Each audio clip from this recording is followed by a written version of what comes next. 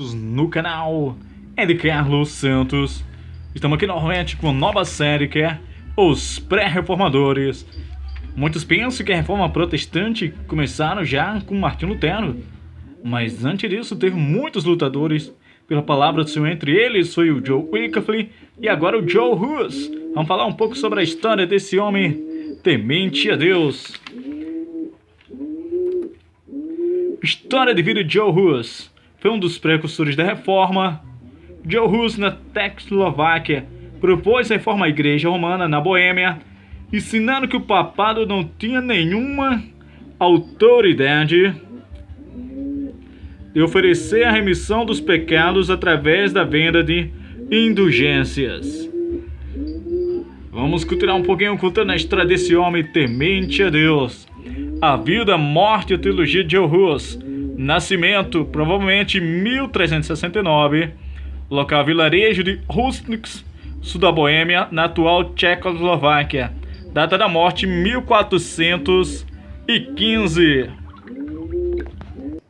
Vamos continuar contando a história desse homem temente ao Senhor.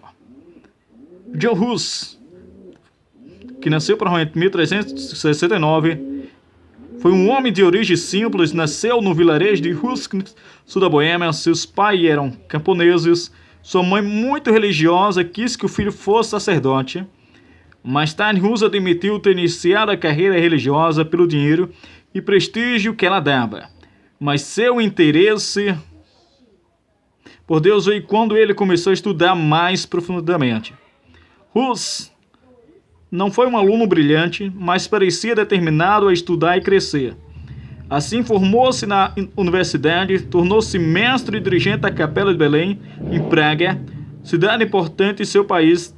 Nesta igreja, Hus pregava na língua do povo. Nas outros serviços religiosos era feito em latim. Pastor preocupado. Hus foi um pastor dedicado. Sua preocupação era agradar a Deus com uma vida santa e prover sólida alimentação espiritual ao povo. Criticava duramente os líderes da igreja por usarem seus ofícios em benefício próprio, vivendo no conforto e na imoralidade. Para Hus, a autoridade é um líder religioso vindo do seu caráter e não da sua posição. O homem que enfrentou a oposição em nome da verdade. Deus é soberano, Ele é Senhor da história, age na história e dirige segundo a sua vontade. Aquele filho de camponeses foi ferramenta importante pela providência de Deus. Hus fora colocado como dirigente da Capela de Belém, na importante cidade de Praga. A rainha Zofia costumava frequentar aquela igreja. Ela era a esposa do rei Václav da Boêmia. Zofia influenciou o rei para que facilitasse as reformas pretendidas por Hus. Com isso, a reforma cresceu, tendo Hus como líder e o rei como escudo contra as investidas do Papa. Apesar da cobertura do rei, surge no cenário o arcebispo de Praga chamado Zabenek, um ex-militar e agora superior de Hus, um estrategista que usou de seus recursos financeiros e políticos para obter este poderoso cargo no arcebispo de Praga. Zabenek não teve qualquer preparo teológico ou formação eclesiástica. A missão dele era de erradicar a heresia Wycliffe naquela região e com isso ganhar favores do Papa.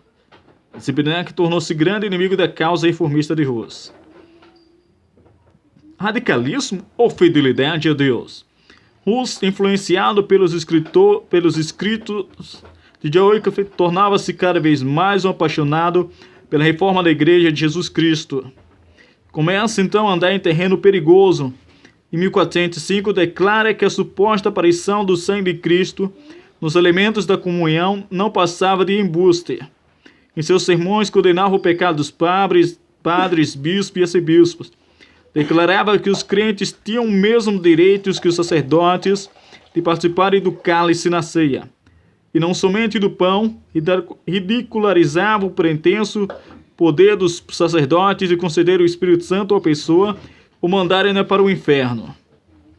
Foram muitas duras as críticas postas por Hus no púlpito de sua igreja, e tinha de sua pena.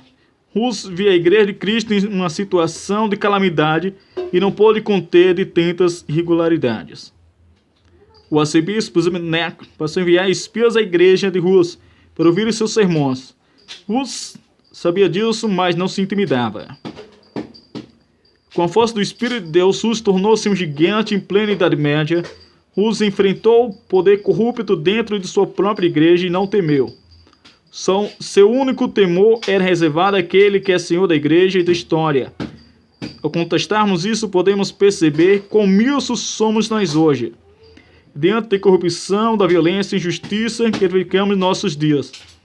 A coragem e a audácia de Joe Rus não deveria nos mover em favor do reino de Deus? Um homem que perdeu a batalha, não a guerra.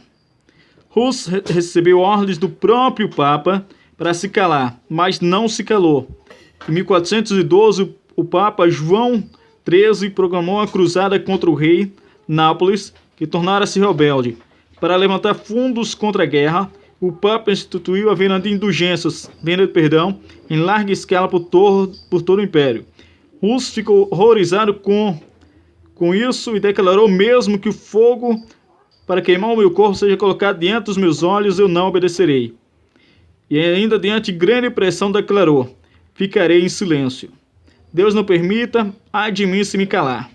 É melhor morrer do que não me opor diante desta impiedade. O que voluntariamente para que sua grande destinações foi para o sul da Boêmia. O que me faria participando da culpa do inferno? Excomungado já 4 vezes, Rus resolveu se exilar. Escreveu o livro e pregou em alguns vilarejos. 2 anos depois, o Papa convocou um concílio em Constança e convidou Rus, depois de receber garantias do imperador de Boêmia, Segismundo, o irmão do rei Václav, que prometeu conceder-lhe salvo-conduto enquanto estivesse em Constança. Rus aceitou o convite e na segunda semana que está em Constança, Rus foi preso e ficou nesta condição vários meses enquanto o concílio prosseguia. Rus sofria amargamente numa prisão onde hoje se encontra um luxuoso hotel. As condições na cela eram tão precárias que ele ficou seriamente enfermo e quase morreu. Nenhuma oportunidade de defesa lhe foi dada. A morte de Rus. Finalmente, Rus foi chamado ao concílio, advertiram: reconsidere seus escritos ou morre. Rus não voltou atrás, então rasgaram as suas vestes e colocaram em sua cabeça uma mitra de papel com 3 demônios desenhados e escrito: eis-me herege. Acompanhado por uma multidão, Rus, amarrado e puxado pela sua Constança, foi ao local de sua morte. Na presença de homens, mulheres, velhos e crianças, Rus foi amarrado na estaca e lhe deram mais oportunidade para rever seu ensino. Mas em grito respondeu: Deus é a minha testemunha de que a principal intenção foi tão somente libertar os homens de seus pecados e basear na verdade o evangelho que preguei e ensinei. Estou realmente feliz em morrer hoje. Com estas palavras, o sinal foi dado ao executor, que acendeu a fogueira. Por entre chamas e fumaças, Rus entoou a melodia: Jesus, Filho do Deus vivo, tem misericórdia de mim. Rus morreu cantando. Rus enfrentou pressões terríveis. Poderia viver uma vida confortável, desfrutando de seus status de mestre e líder religioso.